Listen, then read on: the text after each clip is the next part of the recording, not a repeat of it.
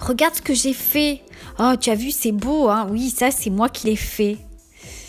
Je suis sûre que vous avez tous plus ou moins entendu ces phrases, peut-être même que vous les avez prononcées, je ne sais pas. En tout cas, je vous propose d'en parler.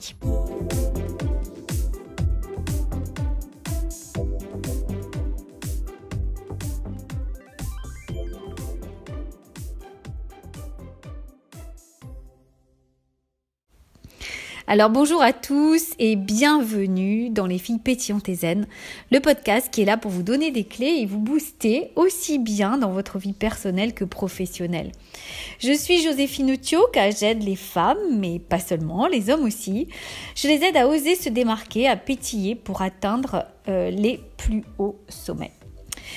Aujourd'hui, c'est un podcast à une seule voix. C'est vrai qu'en ce moment, j'ai plutôt tendance à faire des podcasts avec Isabelle, mais là, j'avais envie de vous parler de la reconnaissance parce que c'est un sujet qui me tient à cœur.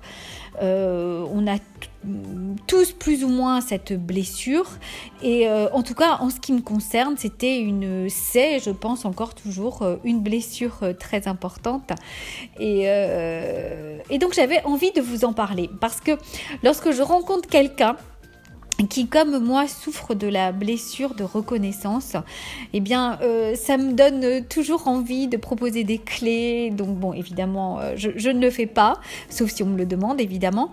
Mais voilà, donc j'avais envie de faire un podcast là-dessus, sur la reconnaissance. Alors,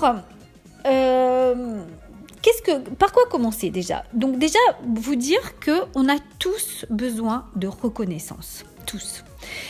Généralement, cette reconnaissance nous est donnée au tout début par notre milieu familial, nos parents, nos frères, nos sœurs, nos amis très proches. Ce n'est pas une question d'orgueil ou de vanité, hein, c'est souvent ce qu'on imagine. Mais ce n'est pas ça. Très souvent, c'est simplement de la peur. Ça peut être la peur de la solitude ou ça peut être la peur, le manque de valorisation qui n'a pas été donné dans l'enfance. Puisque je vous disais, c'est le premier substrat. Ou alors, il peut y avoir par exemple des personnes, des enfants qui ont été placés loin de leur famille, loin des leurs, ou d'avoir été dévalorisés au détriment d'un frère ou une sœur. Ça peut ainsi créer cette réaction. Il peut y avoir de multiples causes. En tout cas, nous avons tous besoin d'être reconnus et ce n'est pas une question d'orgueil ou d'immaturité. Dès notre naissance, on a tous besoin de respect, on a tous besoin de tendresse et on a tous besoin de recevoir cela de personnes qui nous entourent. Et c'est comme ça qu'on reconnaît notre valeur en tant qu'être humain.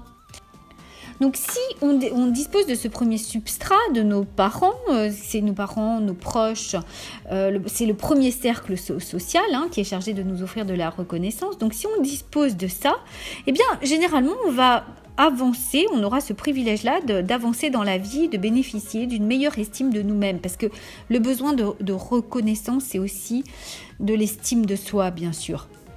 Donc, et cette estime de nous, eh bien, cela va nous permettre effectivement d'avancer émotionnellement et personnellement.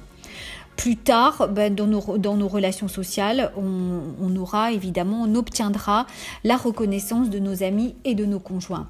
Parce qu'il y a quelque chose qui est très clair tout de suite, c'est que moins on se donnera de reconnaissance, moins on éprouvera d'estime de nous et plus on attirera vers nous des gens qui effectivement ne nous donneront pas d'estime et ne nous donneront pas d'amour puisque les relations sociales, les relations entre êtres humains sont toujours des miroirs et j'attire ce que j'aimais, j'attire ce que j'ai en moi.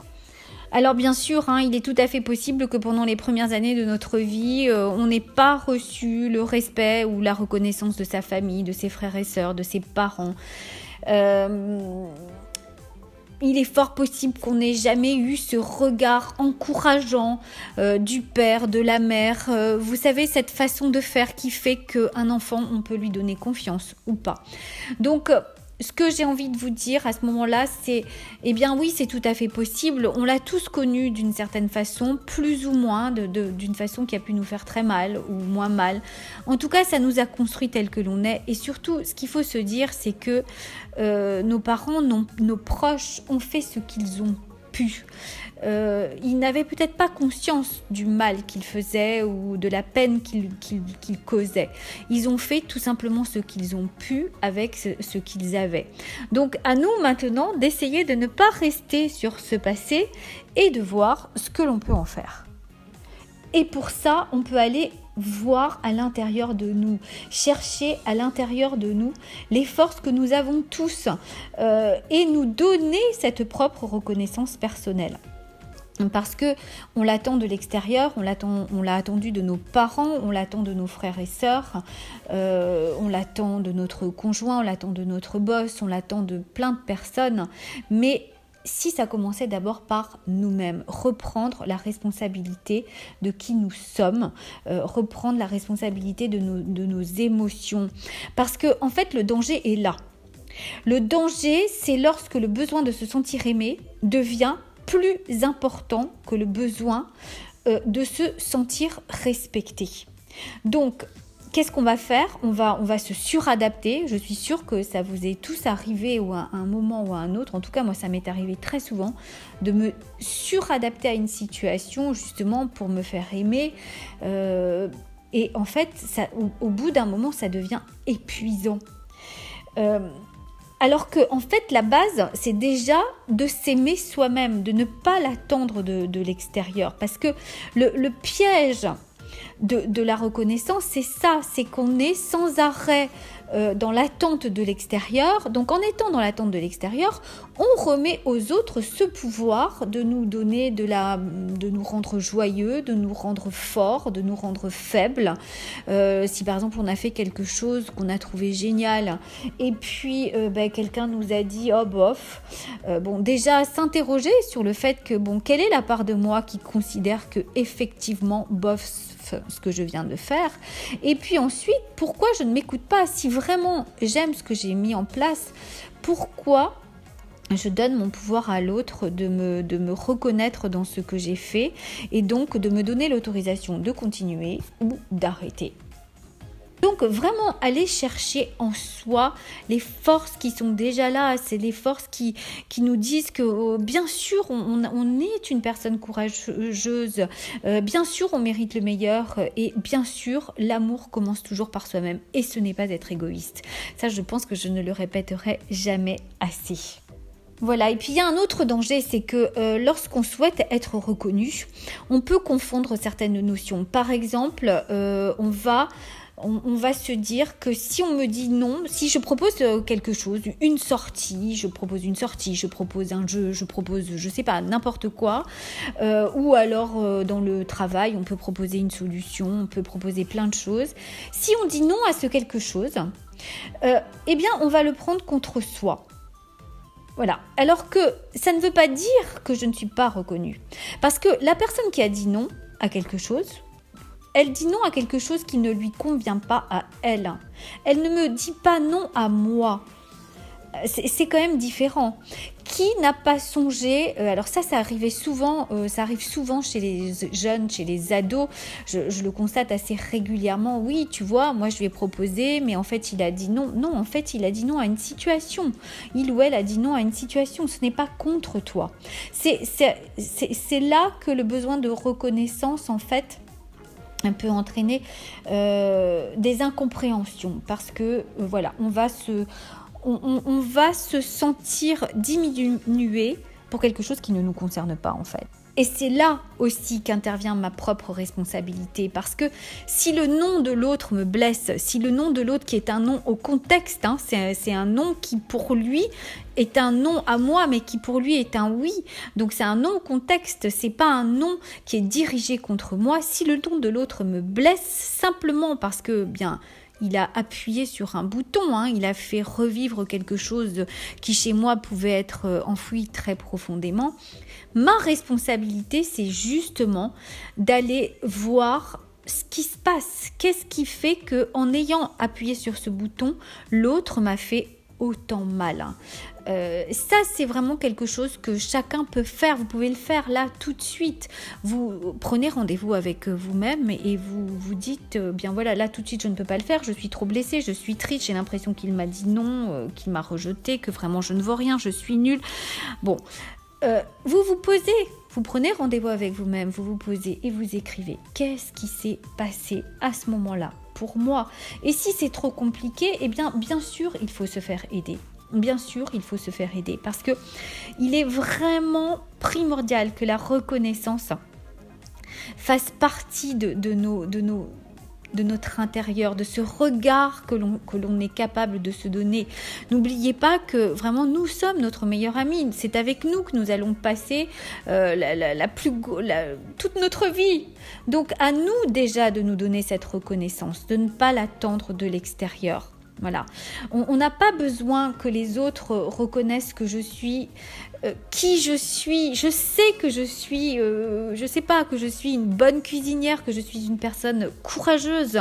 Je sais que je suis capable de faire plein de choses. Je le sais déjà. Je n'ai pas besoin qu'on me le dise constamment. Bien évidemment.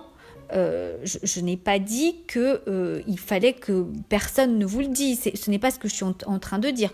On a tous besoin de reconnaissance, on a tous besoin d'être reconnus par nos proches, mais il ne faut pas que ça devienne obsessionnel et il ne faut pas que ça finisse par nous faire mal et que ça finisse par prendre du pouvoir sur nous dans le sens où on va être tellement en attente bien qu'on va se sentir blessé, humilié chaque fois que quelqu'un nous dira non. En fait, voilà, il ne faut pas que ça devienne que ça soit pas une manière obsessionnelle et continuelle parce que là, en fait, c'est là qu'on est en insécurité. C'est là que notre personne on voit l'insécurité chez nous. Et bien sûr, évidemment, l'estime de nous-mêmes en sera cassée. Voilà. Voilà pour ce podcast, pour ce besoin de reconnaissance. Ça m'a fait très plaisir de vous en parler parce que ça m'a permis de mettre la lumière sur certains de mes comportements passés, sur beaucoup de comportements que je vois encore. Et je pense que parfois, juste un petit éclairage comme ça, eh bien, ça nous permet de nous dire mais oui, mais c'est bien sûr. Et ça peut nous faire... S'il y a ne serait-ce qu'une seule prise de conscience, c'est déjà énorme. Bien sûr, on ne peut pas tout changer en quelques jours, mais en tout cas, une seule prise de conscience, c'est déjà énorme. Donc, j'espère que pour vous, ce podcast aura été l'occasion de faire une prise de conscience. Je vous invite à partager cette prise de conscience. Soit sur ma page Facebook, soit sur SoundCloud, soit sur iTunes, puisqu'il y a plusieurs supports à ce podcast. En tout cas, je vous remercie et je vous dis à très bientôt. Si vous désirez bien sûr en savoir plus sur mes offres de coaching, eh bien n'hésitez pas, allez consulter mon site joséphine.chioca les pétillantes. Voilà, vous trouverez plein de petites choses qui vous intéressent et surtout si vous vous inscrivez à ma newsletter, eh bien il y a une petite surprise qui vous attend. Donc je vous attends. Je vous dis à très bientôt. Vous savez que vous pouvez m'envoyer des mails. Voilà, je me ferai toujours un plaisir de vous répondre. Je vous embrasse. Bye bye.